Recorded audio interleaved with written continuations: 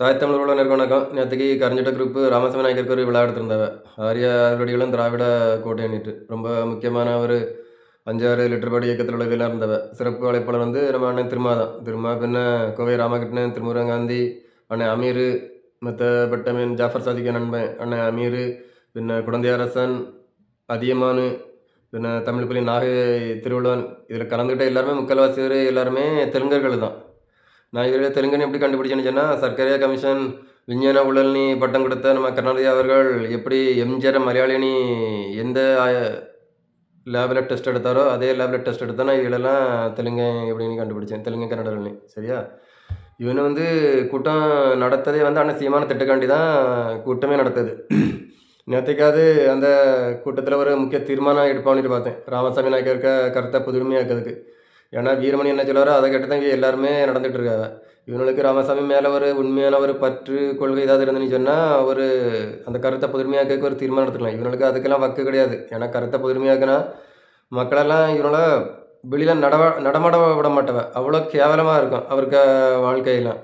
இப்போ அண்ணன் திருமாவளவன் வந்து நம்ம ராமகிருஷ்ண அண்ணனும் ரொம்ப புகழ்ந்து பேசியிருந்தார். விடுதலை புலிகளுக்கு அப்படி செய்திருந்தாரு, இப்படி செய்திருந்தாருன்னு ரொம்ப புகழ்ந்து பேசியிருந்தார். அண்ணனும் ரொம்ப சிரித்து சந்தோஷப்பட்டுட்டு இருந்தார். எனக்கு அதை பார்க்க நேரத்தில் மனசுக்கு ஒரு மனநிறைவு.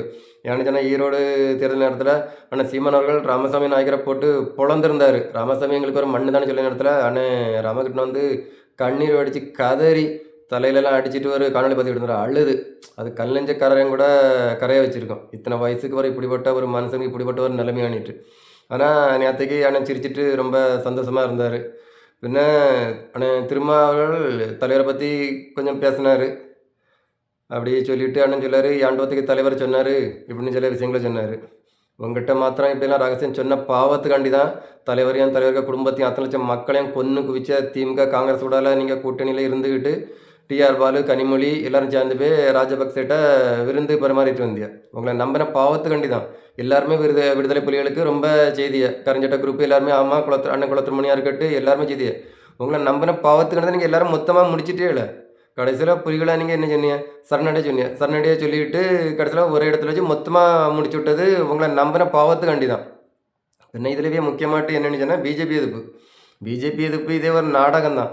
ஏன்னா இவனுக்கு உண்மையிலே திராணி இருந்துன்னு சொன்னால் இவனை முதல்ல கேள்வியாக்க வேண்டியது திராவிட மாடல் ஸ்டாலினை தான். ஏன்னா தமிழ்நாட்டு அரசியல் வரலாற்றிலே ஆர்எஸ்எஸ் ஊர்வலத்துக்கு அனுமதி கொடுத்தது இந்த திருட்டு திராவிட மாடல் அரசு. இவனுக்கு அதெல்லாம் கேட்கறதுக்கு வக்கு கிடையாது. அதிமுக ஆட்சியில் கருப்பு பலூன் விடுவாங்க. இதே கரைஞ்சட்ட குரூப்பு கருப்பு கொடை பிடிப்பார் நம்ம முதலமைச்சர் ஸ்டாலின் கோபேக் மோடின்னு சொல்லுவார். ஆனால் இதே திமுக ஆட்சியில் வெள்ளை கொடை தான் பிடிக்கணும்.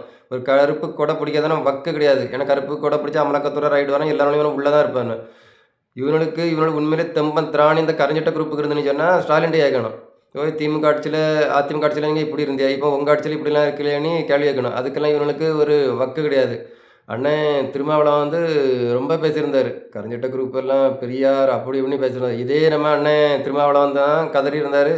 நான் ராமசாமி நாயக்கரை பேசுகிற நேரத்தில் இந்த கரைஞ்சட்ட குரூப்பெல்லாம் என்ன ரொம்ப தாக்கியிருந்தா அப்படின்ட்டு இதே திருமாவளவன் தான் கண்ணீர் வடித்து காணொலி விட்டுருந்தார்.